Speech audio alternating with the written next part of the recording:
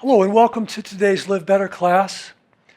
This is another class where we're focusing in on anxiety and how we can use acceptance and commitment therapy to deal with our anxiety.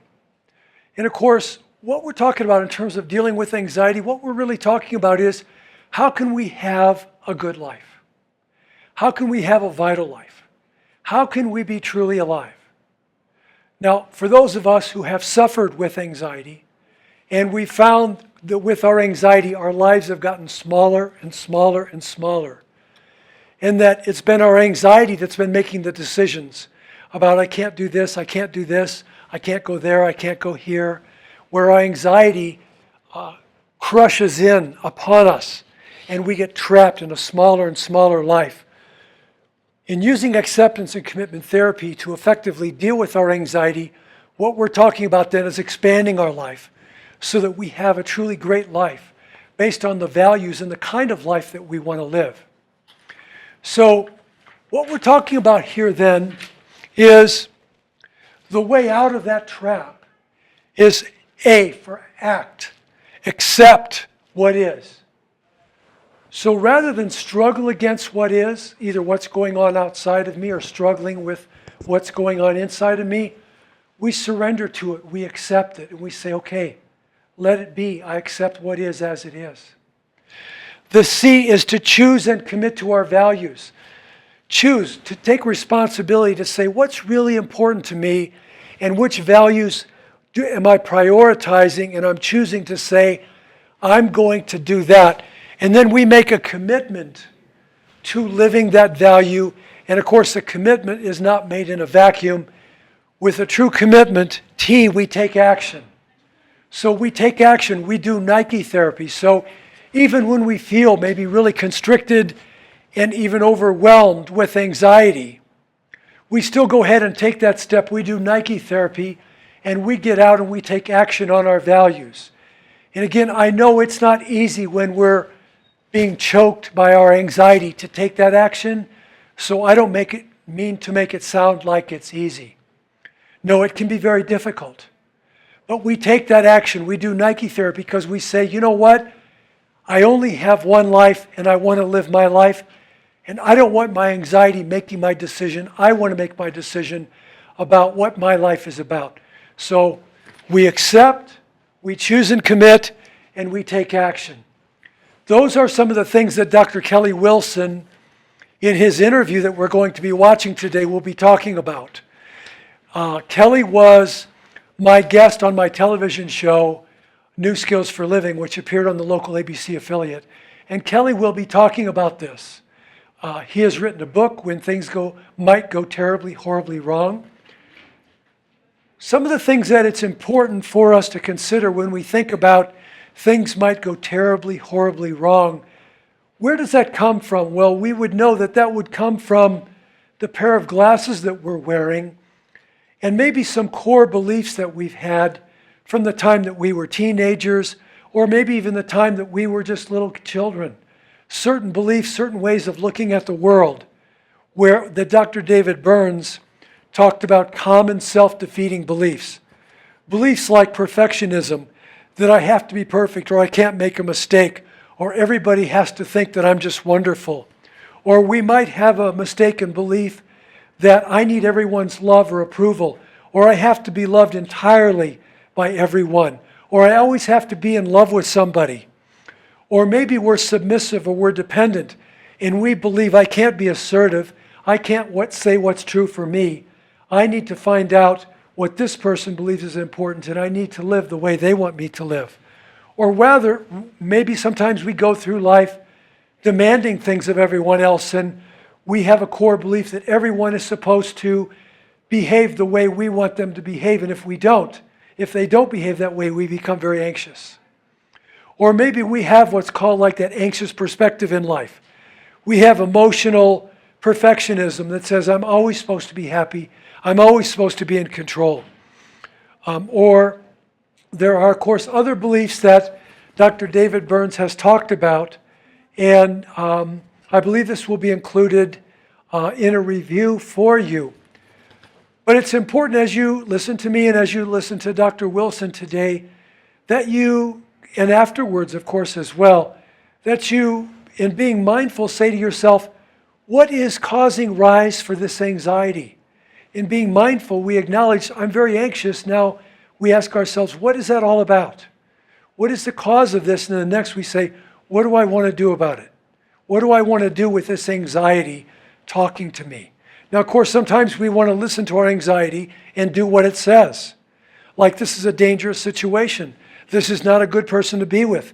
I need to get out of here. Or I need to get out and find a job. I need to go to voc rehab.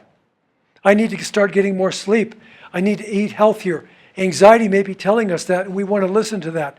But at other times, when we listen to our anxiety, we realize that it's really just having us live a more diminished life. So now we're going to be listening to the interview on the New Skills for Living television show. And we're going to listen to Dr. Kelly Wilson talk with us about the human experience of anxiety and how we can use the principles of acceptance and commitment therapy to walk our way out of anxiety and have a really full life.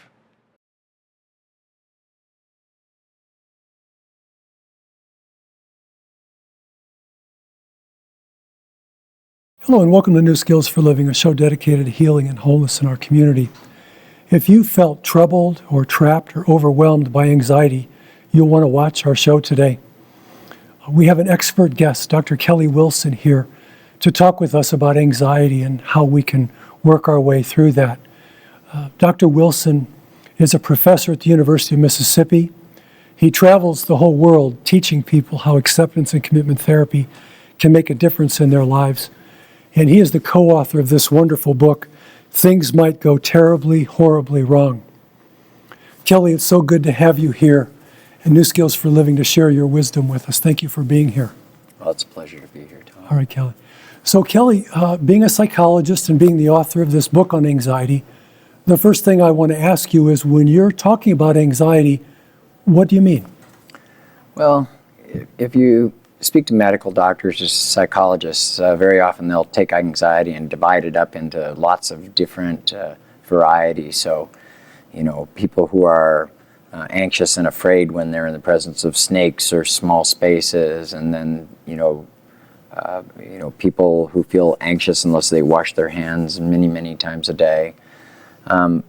This book, we really don't spend as much time talking about the 100 different ways that anxiety manifests itself, but really are more concerned with the kind of general way that people worry about how things are going to go or how they're going to do in their lives, and the way that they can sort of be consumed by their fears about how they are doing and how they might do, and the kind of effects those have on their lives. Yeah. So am I understanding you correctly, Kelly? It's kind of like when someone's worry or fear really gets in the way of living a full and meaningful life. That's your main focus and concern? Yes, certainly so. I mean, what we see clinically is we see folks come in and they are so consumed with how things are going to go in their future that a lot of things that they love and care about in their lives sort of lie fallow and are neglected. And so some of those things might be people that are worried to go out and be with other people and be social, or they're so scared that they might take a few drinks before they go somewhere, or they might be afraid to go out and look for a job, those kinds of ways where functionally their lives are really being interrupted. Sure, absolutely. I mean, and for some people it can be so extreme that they become fearful even to leave their own home in the most extreme cases. But it doesn't have to be that extreme. This book, I think, speaks to a much wider group of anxieties. So probably anyone who's listening has had the experience of maybe sitting in a meeting and you hear a topic come up and you think, well, I have an idea about that. And you're just about to raise your hand. But as you start to raise your hand, this fear sort of rises up, like, what if I say something stupid, or what if, and your hand comes back down. And so in these kind of 1,000 small ways. It's sort of in the human condition that we sometimes give up really participating in our lives in order to sort of feel safe for a minute. Yeah, that's well put. Kelly, one of the things that struck me in your book, I think you talk about when it comes to anxiety, acknowledging it, embracing it, and then even seeking it out. Can you talk with us about that? Yeah, that's right. One of the things that we try to do in acceptance and commitment therapy, one thing you could do is you could sort of say, here's how to make anxiety go away, except I don't know any way to do that. And in fact, if you're engaged in life, you're going to be engaged in life in a meaningful way, like things like relationships and work and trying new things. That's going to be scary for you. And so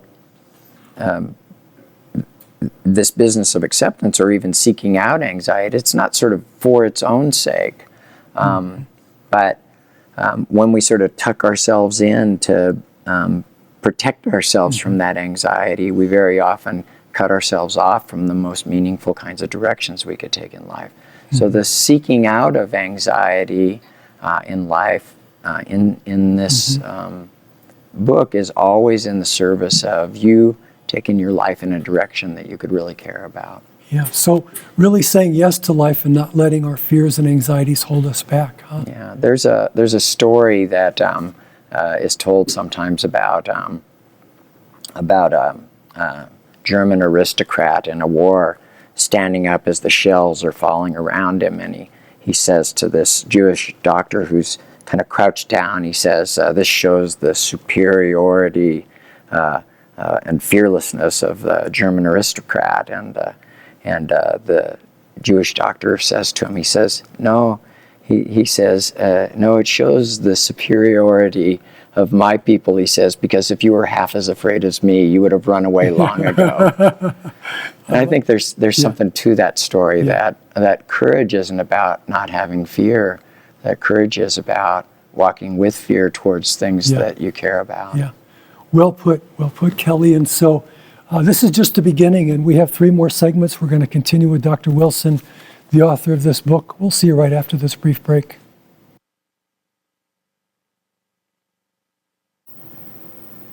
Hello, and welcome back to New Skills for Living. We're talking about anxiety with Dr. Kelly Wilson, the author of this book. Things might go terribly, horribly wrong. So, Kelly, earlier you were talking about anxiety, and I was kind of struck in that so many psychologists and psychiatrists will talk about making anxiety go away, but you weren't talking about making anxiety go away. Can you tell us more about that? Well, there are some approaches that really look at mental health concerns, and the thing that they're trying to do is, sort of out with the bad and in with the good. There's a funny kind of a paradox inside of anxiety, and that is that people even become anxious about their anxiety, and the kinds of things that we teach in Things Might Go Terribly, Horribly Wrong, and in this treatment is we teach people to see what happens when they take a more open and accepting posture towards their own anxiety. Sometimes we call it looking for Mr. Anxiety, or making friends with anxiety, and to sort of see what happens when they do that. Now, a lot of times when you talk to people about this, they look at you like you're a crazy person, because they'll say things like, I don't like anxiety. And of course, when we talk about acceptance, we don't mean liking anxiety or wanting anxiety or needing anxiety or anything of that sort. None of those things are necessary. The thing that we ask people is, as they walk towards the things they care about in their lives, that just maybe it's possible that they are sort of big enough, that there's enough to them to carry the kinds of fears that they carry as they move towards the things they care about. So again, what you were talking about earlier, living a meaningful life, and if anxiety happens to be part of that, still being able to go ahead and live your life without it holding you back, huh? Well, and in fact, if you're doing new things in your life, anxiety is practically guaranteed. Yes. Now, the funny paradox that's in here is that if you can take an accepting, like, okay, here we go now. In fact, I'm entirely anxious being here with these cameras pointed at me right now. And if you can take a posture that's sort of like, okay, here we go now, what happens as you start to become engaged in your life? And so, like, just to use my own example is, it matters to me that there are people out there in your viewing audience who, feel so trapped. And I want to be able to speak to them, and I want to be able to make a difference to them. And my ability to be here and to speak to them and make a difference to them is more important than managing my anxiety for me. And so, like, if me being able to speak to them means that, I get to carry this anxiety with me, then okay. Yeah, that's a great here and now example, Kelly. Thank you so much for sharing that. Now, there's a term that acceptance and commitment therapy has that it's kind of a fancy term. It's psychological flexibility. Yeah. Could you break that down for us? And that's kind of a goal, yes, isn't it? Could yes, you share? It absolutely we is. have about a minute and a half, Kelly. Ooh, boy. Okay. Yeah. Psychological flexibility in a minute and a half. Yeah. The world that people live in is a dynamic and changing world. The places that they want to go, the people that they meet. And we think that there are ways that we can teach people to kind of exercise themselves psychologically that make it so that no matter how the world comes at them, that they have a way that they can become engaged in it fruitfully and purposely. Yeah, well put, well put. So we're going to take a brief break. Again, before we do, though, I want to mention this book by Dr. Wilson. It sounds just like our minds when we're very anxious, doesn't it? Things might go terribly, horribly wrong. We'll see you right after this brief break. Hello, and welcome back to New Skills for Living. We're talking about healthy ways to deal with anxiety with Dr. Kelly Wilson, the author of this book, Things Might Go Terribly, Horribly Wrong. So, Kelly, one of the things that I've heard you talk about that seems to be so important is people who are anxious have very troubling thoughts. And sometimes what they do with them isn't very healthy, or sometimes it makes things worse. Can you talk with us about what we can do when we have these troubling thoughts? Sure. This is another one of those, we talk a little bit about acceptance of feelings, but that same sort of medicine is applied in this work to troubling thoughts. There's some very interesting science about just thoughts in general. So if you put people in experimental studies and you give them instructions that say, don't think about X, don't think about a white bear, what happens is if they really focus and pay attention, they can sort of make that go away. But as soon as they sort of let up for a minute, boom, it comes back up. And that same kind of thing happens with troubling thoughts, is that there's this kind of funny phenomena where the harder you sort of push it down, the higher it seems to bounce back up. Well, then it's sort of like, well, what can I do with it? And one of the kinds of things that we try to help teach people to do is to come into different relations with their troubling thoughts. And, one of them is it possible for you to carry your troubling thoughts with you as you move ahead in your life? So sometimes we'll have people do, things like write troubling thoughts on little pieces of tape, and put the pieces of tape, on their car keys and their house keys and like that. And we might ask somebody, what would you like to do with these? And they say, well, these thoughts, I want to get rid of them. But notice what happens when when you throw them, I want to put them underneath the couch, except then you can't drive anywhere. And we ask people, what if your thoughts are like that? That the things that you would do to make them go away, make it so that now you can't go open the door to your house or, go ride with your friends. So, Kelly, like in terms of troubling thoughts, are you talking about things like where someone might have this thought that maybe they've had since they were just a little person, like, I'm no good, nobody likes me, I can't go out and fail again, I'm not lovable. Are those the kind of thoughts that Yeah. people are trying to push down? Yeah, absolutely. And there is a secret that people just have to know about this, is that people have like this thought, and it's some version of like, I'm broken, there's something wrong with me. And I've been doing workshops all around the world for quite a number of years now, and I am thousands and thousands of people into this. And I ask people who are sitting in my audience at every workshop, I ask them, what's the thing about you that you least like about you? And I ask them what it's cost them, and I ask them to settle into it. And then I start asking them, how long has that been hanging around? Did it just start a year ago, 5 years, 10, 20? And almost all of the hands in the audience go up at, some age where they were just tiny, and a good number of the hands go up for people who are saying, I've had this thought, like I can't remember when there was a me that I didn't have this thought. And what's in that is one of the things I ask people is, what if everyone has a secret and it's the same secret? Like what if you and I and everybody else on the planet put down what we thought was wrong with us, and we all agreed at the same time to sort of lay our card down, and we looked at everyone else's card and it said the same thing. So the kind of this sense of isolation, like I'm the only one who thinks I'm not good enough, or nobody would love me. No. And you help people, don't you, then, Kelly, come out of this sense of isolation, like I'm the only one who ever thinks this, and nobody can find this out about me. Yes. And people would be, are stunned at workshops, when I get like 150 people in the room, and I just did one this last weekend where we had this huge spreadsheet up on this giant screen, and we had what was wrong with people: weak, incompetent, not pretty. And I started getting the audience to like vote, like, okay, how many people here are weak? And we get like 55 weeks, and and people are looking around and they're sort of like, it's the human condition. And so, Kelly, when that isolation breaks down and there's a connection, it's like, well, I'm this way and you are too. And we go, yeah, we're that way. What is it that happens then? I guess something happens with the anxiety. It's not as powerful as it used to be, and we don't feel the need to push it down anymore.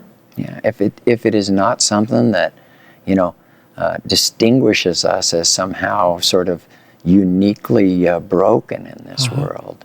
But, we're taught by the culture to, kind of, don't let anything show, don't let anything show.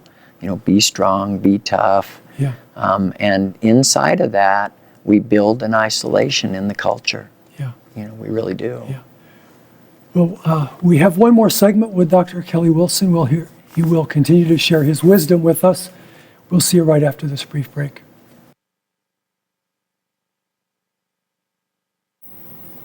Hi, and welcome back to New Skills for Living. We're talking with the author of this book, Things Might Go Terribly, Horribly Wrong, Dr. Kelly Wilson.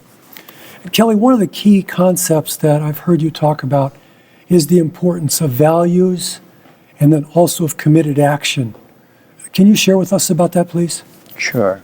I mean, the things that really brought me in to this work in the first place, and that brought me to an interest in things like acceptance and holding thoughts lightly, was really watching people being trapped in their own lives and their ability to sort of imagine directions that they could take in their lives and to move their feet in those directions. So two of the, I think, very important pieces in the work described in this book is this kind of active authorship of direction that people would like to take. So for me, there's a pattern of behavior that is called like being a dad to my daughters and being a husband to my wife.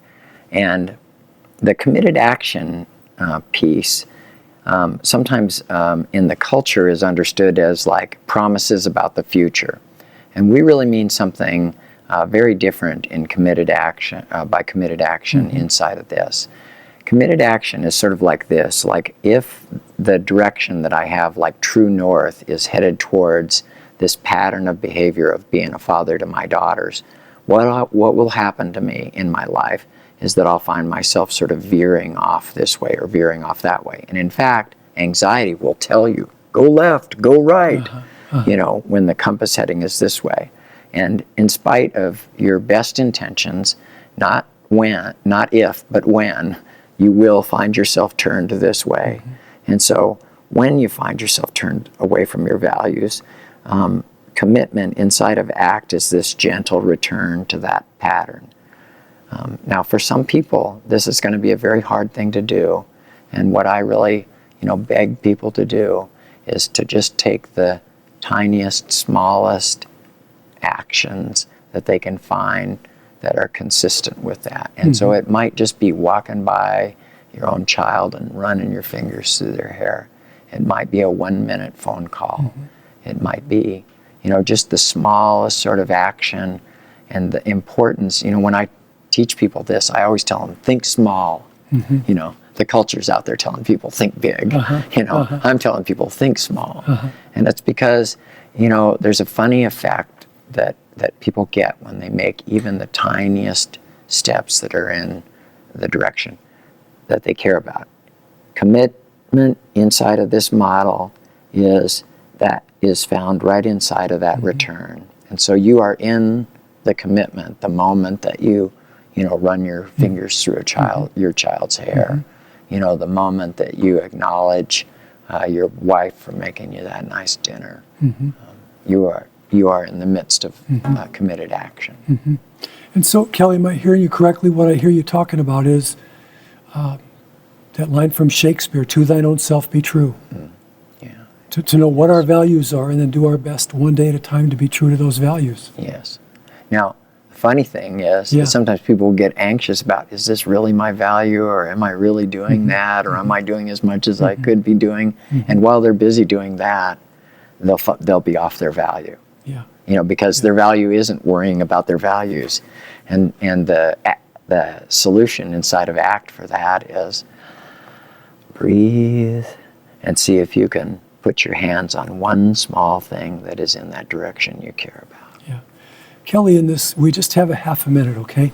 But for those of us, those people out in the audience that are, and myself as well, listening to you, and maybe they've had problems with anxiety, or their loved ones have had problems with anxiety. Very briefly, what would you say to us? I would say, I guess I would say to go gently with yourself. In some ways, we can almost be like good parents to ourselves. And, sometimes kids, they don't want to kind of quite go. And, one thing is we could whack them, but the other is we could just gently move them forward. Great. Kelly, thank you so much for coming in today and sharing your wisdom with us. We're very grateful to Kelly, the author of this book. We want to ask you to continue to watch us here on New Skills for Living as we take a look at and have time to share with experts and wise people like Kelly Wilson about how we can have better, healthier, more meaningful lives. Thank you for joining us.